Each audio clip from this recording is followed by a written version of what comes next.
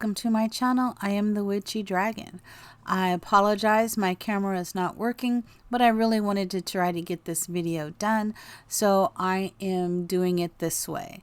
So I hope you enjoy. We are going to start out with the character creation process. All right, let's take a look. So in this creation process, we start with our lineage, and over to the right, well, on the left is highlighted pink underneath the character, and that was an elf. This is a canary. Now we're back to elf. I'm very slow at this, but over on the right it tells you a little bit about them, so you can cycle through the appearance, as you can see, of the different presets. And then that's your choice. If you want to go that way, you can just grab a preset like that and then just dive right in.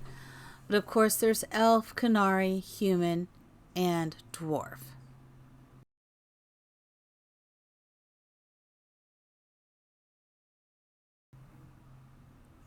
All right.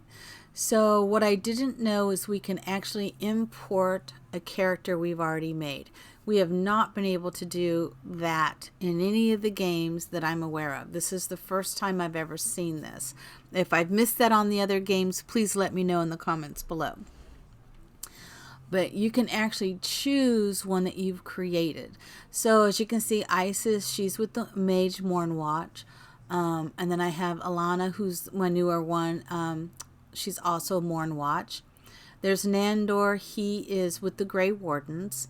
And Talia, she is a Grey Warden that I have. She was my first character I created, and I completed the story with her.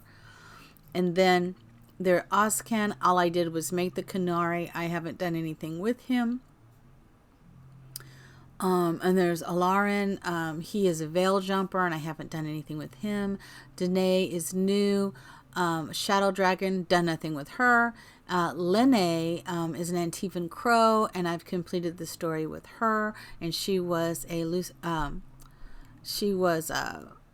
oh my gosh, a romance. And then Thea Thorn, I am playing her now. She is unedited, and you can catch that gameplay on my channel right now. I think I've only done like 5 episodes, but I'm still working on it. My camera's down, so I was trying to take some time. I'm trying to get a new setup. So let's just dive into how we customize. So as you can see, I imported this character. This is Isis, and she is wonderful. I absolutely love her. And with the Mournwatch, I'm excited to actually play and do the Mournwatch. My daughter, she did it, and she absolutely loved it. Okay, so now we can go back. So I'm going to customize her. And as you can see, I think we're going to go down to the head shape first, so you can get an idea. It's a very, there's so much you can do. I'm just so shocked that we have such ability to create such an amazing character. So there's 3 head shapes, and you find your place in between using your cursor or whatever. And as you can see, it actually changes between the 3, so you can get the face structure or shape that you want. You can actually go in. If you look at the top, it says 130, so there's 30 presets or heads, shapes. And then 1 is the first one, and then over to the left, number 13 I have there, and then over on the right is number 4. And then you just find your way in between, and you can actually change them. By looking at my setup, I'm using a controller, and so all I'd have to do is do my my pad up, my thumb pad up, and then I can change the top head. So right there, and I can choose a different head to go there. And if you choose one, I think I'll glance over, you'll see it actually changes the full shape just because of where I am. To me, that is so dynamically powerful. I love that. To me, that's amazing. Next, we're going to do the complexion, skin tone. Because she was Mournwatch, I wanted her skin tone to be more pale. And so I did a cool, one of the very first tones, because I wanted like, you know, she's in the necropolis, right? I also like the youthful. So there's 40, I think it's 42 that you can choose from. There's smooth, rugged, or weather, yeah, rugged, youthful, rich, and you can just pick what you want out of them. Rosy is one.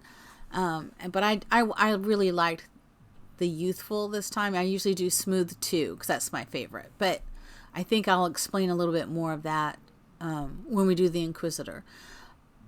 I don't really deal with the other section, but that is, you know, something for you to explore. I don't show it in this video.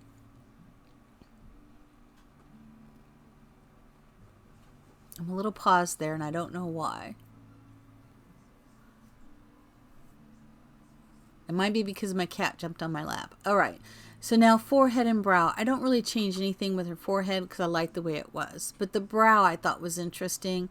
You can actually do some spacing. So we all joke about, we all wanted Cassandra's eyebrows in Inquisition. Well, guess what? Now we can make them. All right. Because you can actually control the width of the eyebrows. And when we get to the eyebrows, there's so many better eyebrows. It's amazing.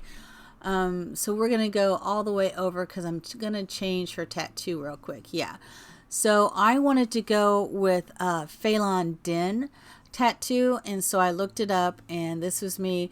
I think I paused over here and I looked it up to find out which one it was. And so Phelan Din is the god of death and fortune. He is the twin brother of I think it's pronounced Dirthaman. He became associated with death when he took pity on a near-dead deer and helped her cross the veil. Once he did, he decided he wanted to guide all the dead. So that just seemed like that would be fitting for my Mourn Watcher. So I think I was looking it up here trying to find it, and I found out that was oh my gosh, that was Elgernon's, and I thought that was interesting.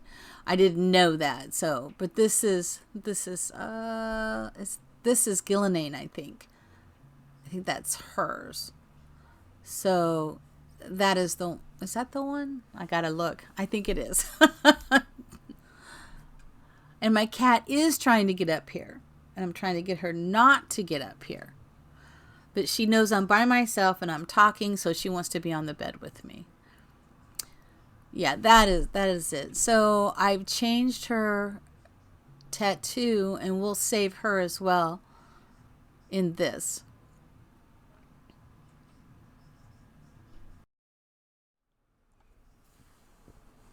All right, so another part of this process in the tattoo is you can decide if you want the center design, and you can do the intensity of that, or the left or the right. I prefer to have it strong at 100%, but I did used to change that in Dragon Age, so you could barely see it. I would use light colors.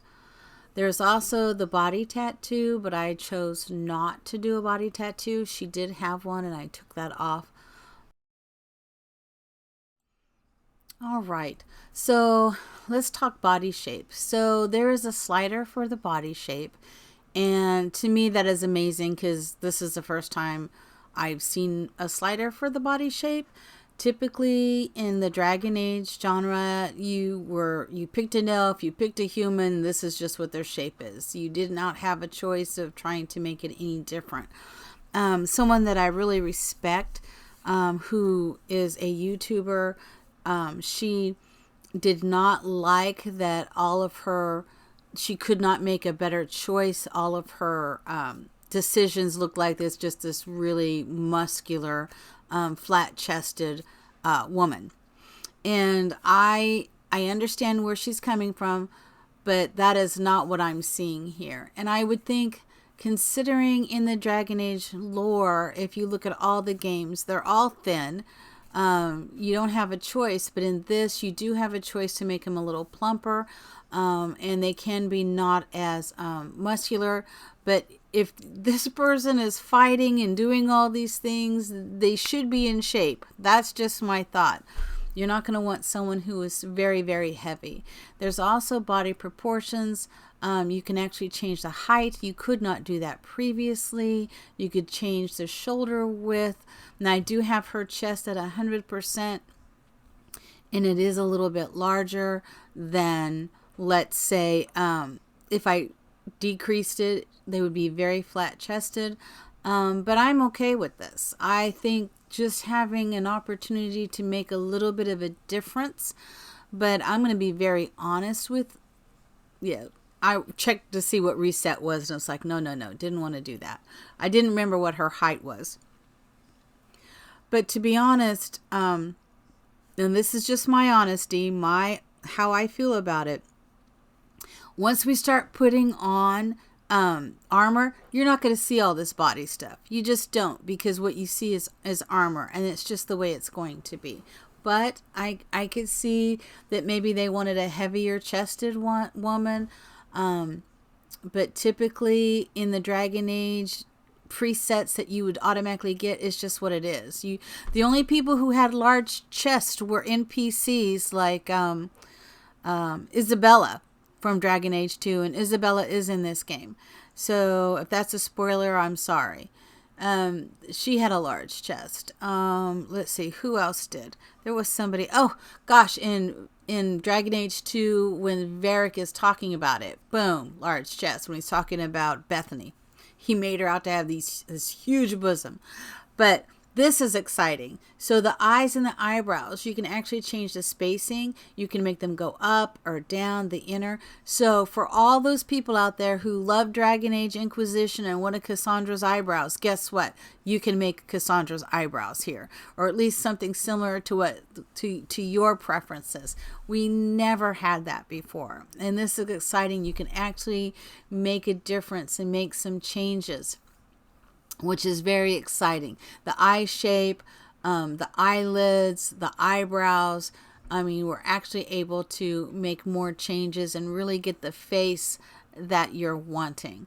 It just excites me. I usually tilt my the first game I had her eyes tilted, and I really don't want that this time with this character, so I'm not tilting her eyes. You can even do hooded. I mean, there's all these differences you can do that it's really exciting. I love this characterization. It's just amazing. I'm thrilled about it. I don't know if everyone else is thrilled as I am, but I'm definitely thrilled about this. Let's see. Color? Do I go to color? Yeah. So you can do the, is it called heterochromia? You can do that, and that is where one eye is a different color than the other eye. I do not do that. But I know why some people do that. You can also do, I like the black, because I think that's just works for me, and I love the way the black eyes are looking. You can make them bloodshot. Interesting, if you do, which I could see this, gameplay wise. So if you decide to do the, it's called what, hetero? I don't know. Chromia. If you decide to do that, I could see you doing that. And then if you had a scar, let's say on the face on one eye, you could actually make the left a cataract or the right a cataract, as if they're blind in their one eye. That I think is very exciting, because I don't know. I just think that I might end up doing that on one of my characters. And then you'd look, you could see that they were blinded in their eye from maybe an injury. Are we going to do the eyebrows next? I don't remember. The eyebrows and eyelashes. I seem to be pausing a lot.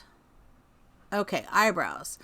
So this is what I was talking about, how you can go in and they have all these different shapes, and they look so much better than they did in the other games. I'm just really tickled about that. They really look good. They did an outstanding job. So 8 is one of my favorites. I like 13 as well.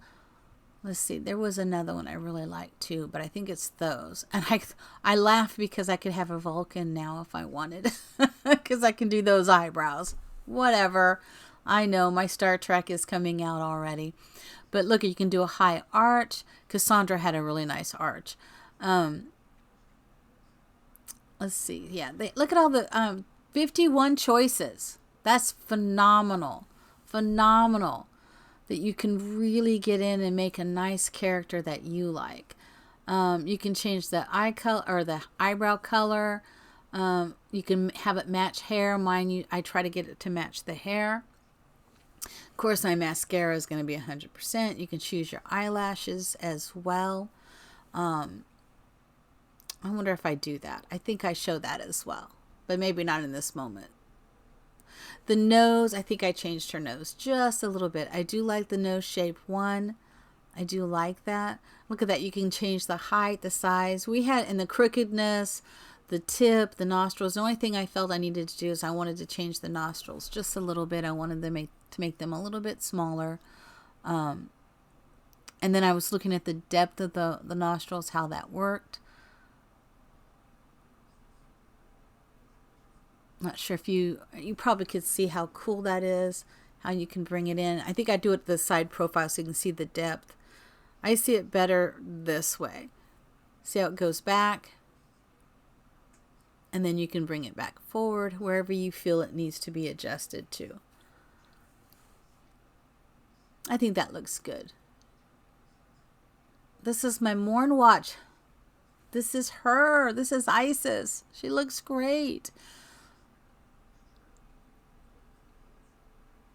I loved her mouth shape, so I didn't change it. But there is a wonderful mouth. You can do the width, the depth, the position, the size, the lip thickness, the upper lip, the lower lip, the center. I mean, it's phenomenal. I think here is where I change. See the ears? I just went with the standard. I didn't make any changes. Hair. Here we go. So I don't know if I change it on this or not, but you can do different hairstyles. And I was telling my daughter, I think I'm going to go up and show you this hairstyle. I absolutely love it. But Taya in the game has this hairstyle. I think next one down. Yeah. So Taya has this. That's the one I wanted. And this is the one that Taya has. And as soon as I seen Taya and I had the dark eyes and Taya has the dark eyes and, you know, she's a crow. And I'm like, oh my God, I can't have this hairstyle when I'm talking to her because she has this hairstyle. And I told my daughter and my daughter just laughed and she's like, right, another NPC has this hair. That one there. And I did have my rook have it. My first rook have that for a while, but I had her hair red. But it was so funny. As soon as I told my daughter, she's laughing because there are certain hairstyles when an NPC has them and we don't have that option. We're like mad because we don't have that option and we love that hairstyle. But as soon as we get those hairstyles and they give them to an NPC, it's like, why did you give that to an NPC? I wanted that and I wanted it to be unique. It is hilarious. We cannot win for losing, right? It's like those poor devs. They're like, oh my God. You know, we get mods to get the hair, typically. And in my playthrough, what I'm doing with her is I've started her with the long hair. And then when I make it to the next chapter, I'm going to cut it shorter. And when I make it to the end chapter, I think I'm going to just change it all together. Just as if she's actually growing and changing during this. That's my thought anyways. Do it however you want, but you can go in and change the scalp. Now I preferred to change the scalp with this hairstyle. There is also another hairstyle that Mythal has that I've used, and I've used that for my Inquisitor as well. Okay, so this makeup, they have a starting preset. Now I think I show you what it looks like and I don't like it. Yeah, see, I like doing my own each one. So this is the eye makeup. Now I have mine all black, but what's nice is once you choose your color, the color is going to show up on all of them, and then you can decide if you like it or if you want to make changes like this. And of course for her, I liked the way it looked well,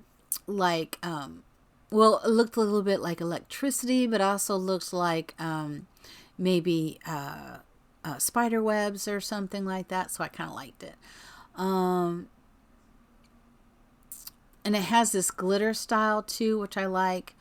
Of course, I wanted the eyeliner to be black. I wanted just to really be dark.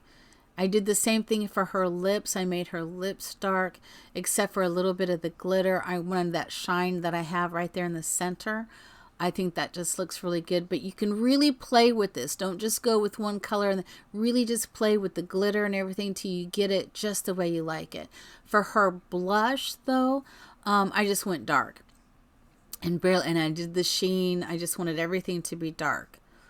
I didn't do that on my other two. For her, I did. And then of course, the tattoo, we already discussed that tattoo, which that's the one I wanted. Chose to not have the body tattoo, but you could. What I did choose is the body paint, and I just changed this body paint. I had a different one on, and I kind of liked this one. So if we go down, are we going to go to the scar, or am I just showing off? I like that paint because it looked like cat eyes. Okay. I know, but I liked it. Okay. So there's different scars you could use. And I went ahead and kept that like it is. And I just changed the one scar to her face because I liked the three coming down.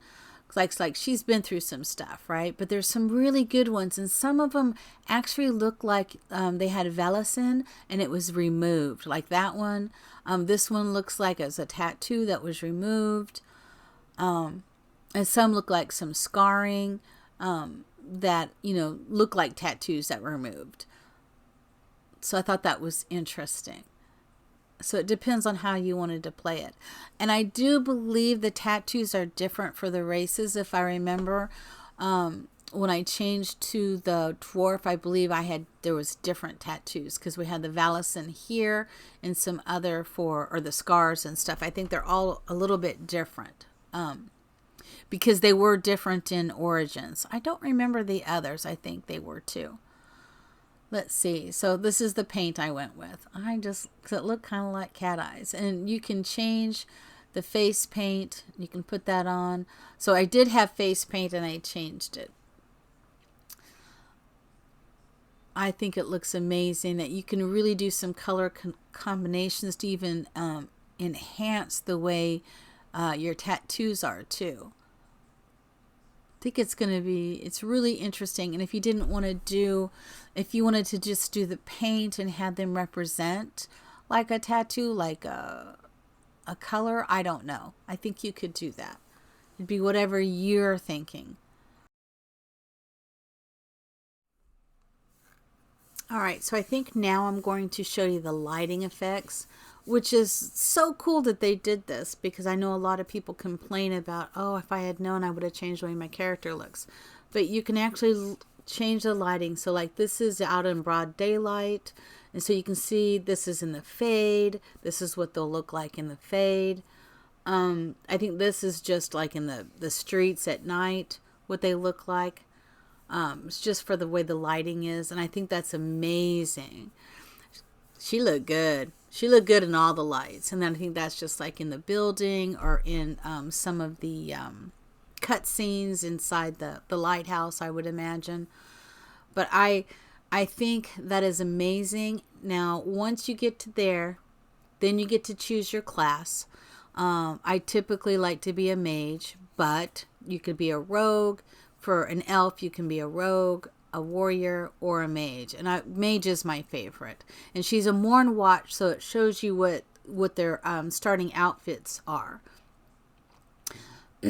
Now, I've already chosen the Morn Watch, but you could go back. You could be a Grey Warden.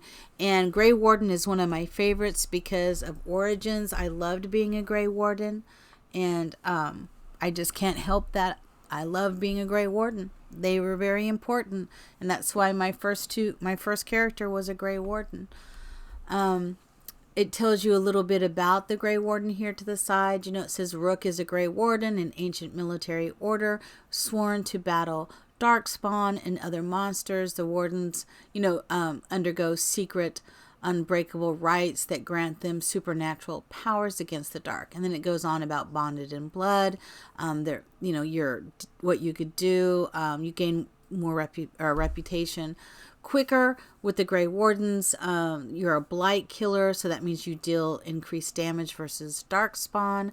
And then you have what they call vigilant training, base defense and health are slightly increased.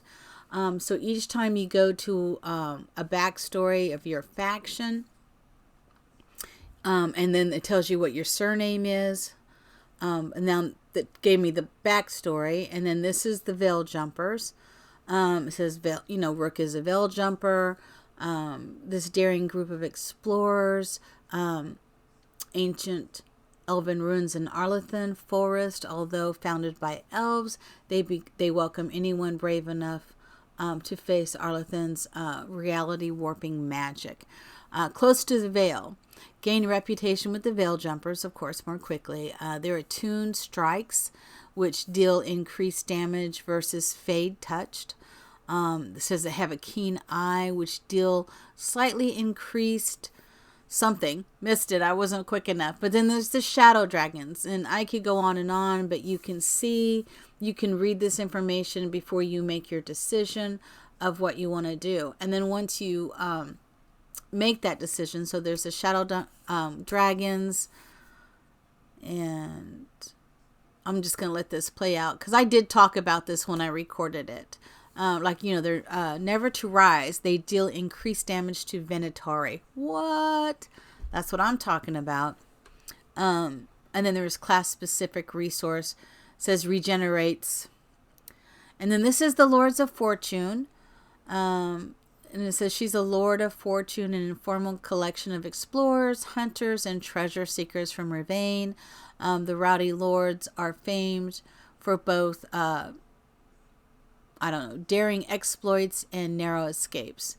It says, together in glory, they gain reputation. So sexy little outfit she's wearing. You don't get that outfit right away, by the way.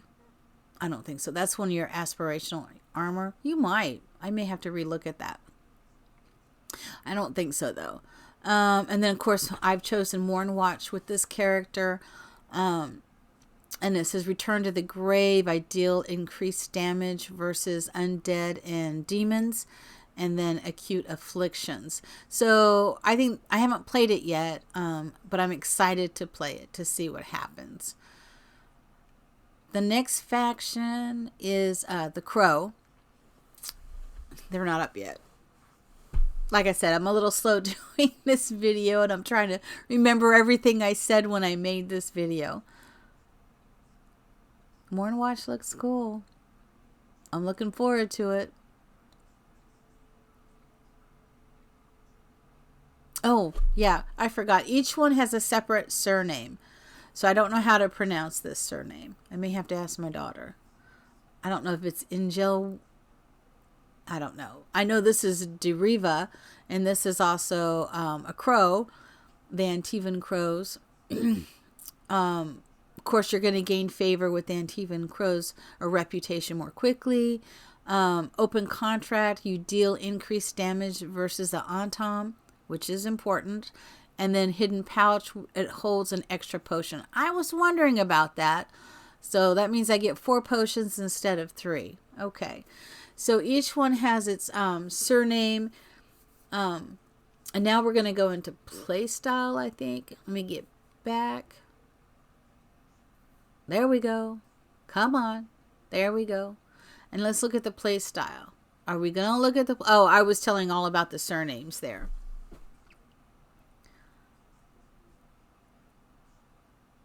Yeah, Makar. I don't know. That's an interesting one. But interesting. There we go. Defender of the Dead. So it says, when restless spirits threatened the inhabitants of the Grand Necropolis, Rook took decisive action to protect both the living and the dead. Discovered by undead inside the Grand Necropolis tomb as an infant, Rook was raised by Mournwatch necromancers, eventually joining the order. During a civil war between undead nobility, known later as the War of the Banners, she led a daring attack on the rebellion's dueling leaders. It was a success, quelling the war and saving lives. but Rook's destruction of these undead nobles was controversial. Some Morn Watchers feared Rook had offended the order's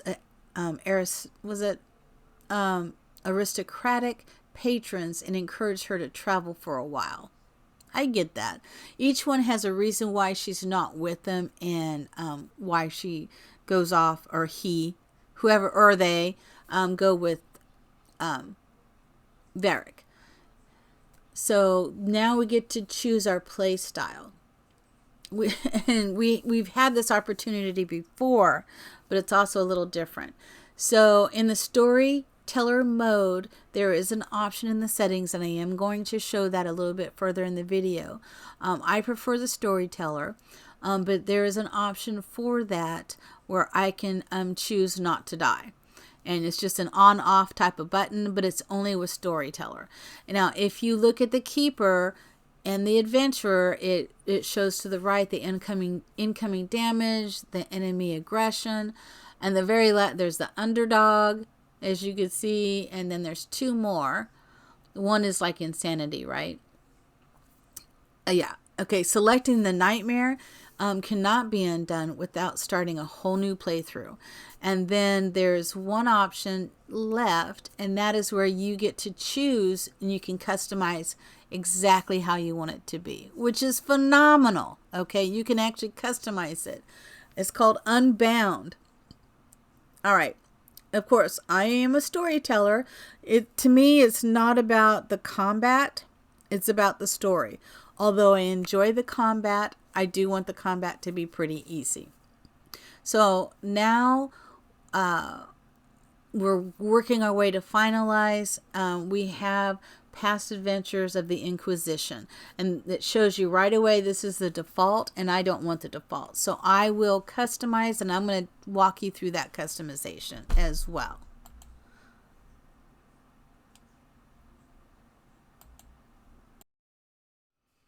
All right, so past adventures, the Inquisition. It goes on about murderer, herald, judge, savior. These were some of the titles heaped on the Inquisitor as she led a force of challenged natures. We can actually change, and if you can see, it says make changes, and that's exactly what I'm going to do. What I wish they have done, and maybe they could do it later, is here we get to edit the Inquisitor, but I would love not to have to make a new Inquisitor the way I want every time. I would like to be able to import one I've already made. So devs, if you happen to see this, or someone who knows a dev, if they could just take a look and see if that's possible, that'd be great. So it does seem to save the name Lystra Levelin, which is what that is one of my Inquisitor's name.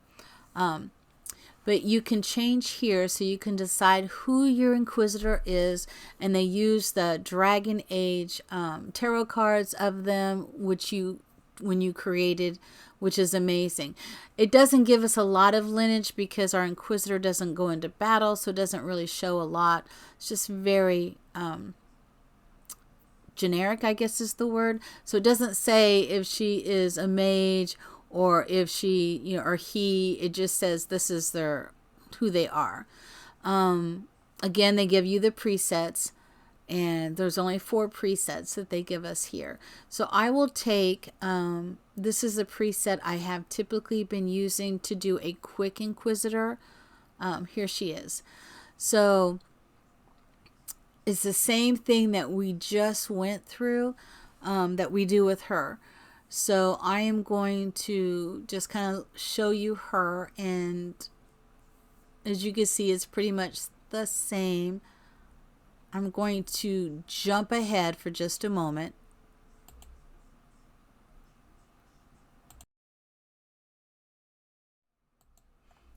All right, so I jumped ahead a little bit because I didn't change body, I didn't do anything like that, but I did want to point out this is Mythal's hair, and I kind of liked the idea for my Inquisitor to give her Mythal's hair.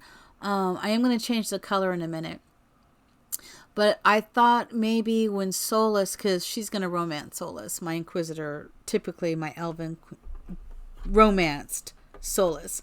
Until Solus broke my heart on, and then my next playthrough, he didn't break my heart because I broke up with him. And I romanced Colin. Now I will never romance Colin again because of the voice actor.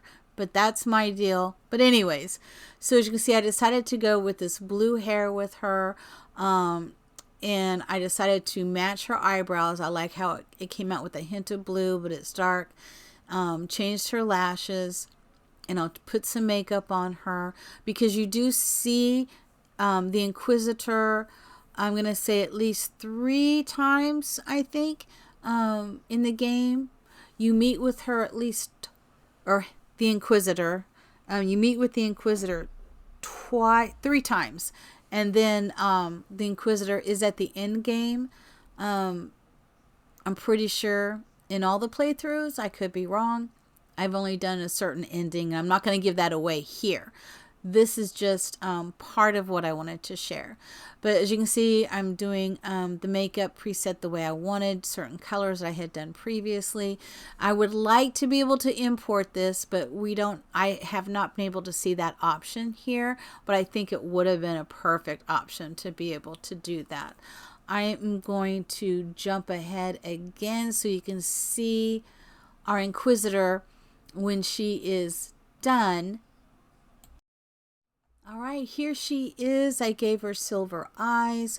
I changed her skin tone to a lighter one. And I removed her tattoo because in my playthrough of as the in the Inquisitor, she actually allowed her Valacin to be removed by Solus. So I think I'm going to give her a scar here. I was looking at the different scars just to go through, but I would love to be able to import her. I wanted the hairstyle to be very reminiscent of Mythal because I wanted when he looked at her, that he would remember that one of the things he talks about Mythal was one of the greatest of them, and I didn't want her to look identical to Mythal, but I looked at because the Inquisitor was so wonderful when he looked at Llewellyn, that he saw the goodness and everything in her. I just kind of felt that was important to me, but I wanted her to have a scar. So like with this scar here, if I went ahead and put a cataract on that left eye, that would look that would look like something happened. The only thing I wish that we could have done is we used to be able to move the scar just a little bit, and we cannot do that here, but whatever. So I'm going to change her lipstick here. I don't really want to change too much about it because I like the way it looked. I just liked the other style. So I like to intensify it a little bit. I think she's going to make a beautiful Inquisitor.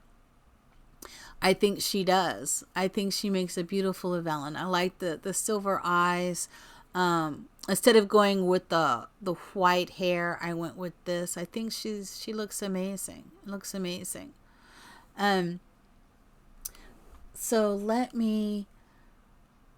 Yeah, she looks great. You see, I can spin it around. So we should be good here. I think that's it. I don't think I changed the blush at all. I leave it like it is. So now we've customized. We are good. And now we're going to finalize this. So I changed her name. So I went to my keyboard and I can't remember what I changed it to, but I didn't want her to be Lystra because Lystra looks a little different. Although I've played multiple, I've done Inquisition. I can't even tell you how many times. All right.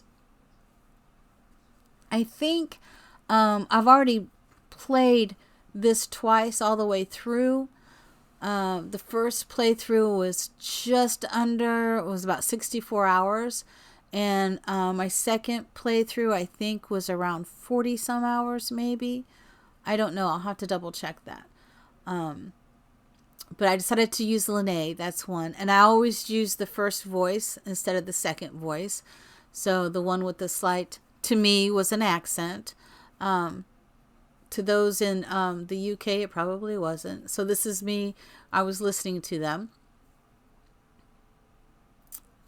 And now comes the fun part.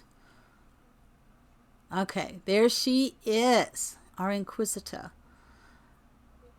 So are we gonna roll now? Yep, it tells about battling demons and other monsters, blah, blah, blah, in the Inquisition. So now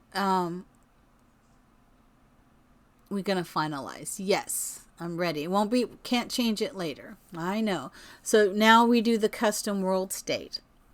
So who did she have a friend and did she romance? Well, we romance Solus, okay? It said he possessed knowledge beyond any mortal, yet even the dread wolf could not foresee what it would mean to fall in love. Yes, because you loved my Inquisitor. So I choose this one, and then the next one, I think like I said, I no longer choose Cullen. And I probably shouldn't be like that because Cullen, the person in the game is not the voice actor, but now I just hear the voice actor instead of Cullen. Okay, Fate of the Inquisition, I always disbanded. Every time I did Trespasser, I disbanded. I've only once given it to the Chantry. All the other times I disbanded, so I decided to go with that. I've always vowed to save Solus from himself. I do not know what the ending is, doing something different or having an Inquisitor that did not romance him. So I'm curious to see what that was going to be like. But every time I get to this, I do this, and I will tell you at the end of this game, I cry my eyes out. Bawl. I'm not kidding you. I am crying. Love Solus so much. Thank you for that that I was able to redeem him, and those who didn't don't have to. Now, I want you to notice, if you look at her, she has no makeup on. This is probably, I would consider, a bug. So what I will do is I will go back through to appearance, and now her makeup is on, and I just go forward again. And her makeup is on. Yes, factions, I want to do the storyteller. Finalize, and if you'll notice to the right, the past adventures of the Inquisition still says custom, so everything I did saved. And that's it. That was the customization. So here is our Rook. Here she is. This is Isis, our Mournwatch. I am excited about her, and as you can see, this is what you get until you finalize it. And once you finalize it, you will go right into the story. I want to thank you for joining me. I only want to do a review of the customization. The rest is going to be another video, and I'm going to dive into the gameplay itself. I have recorded some gameplay, and now it's just a matter of me editing it and giving you my personal review of it. I've never done a review before, so I'm looking forward to doing this. So I want to thank you all for watching.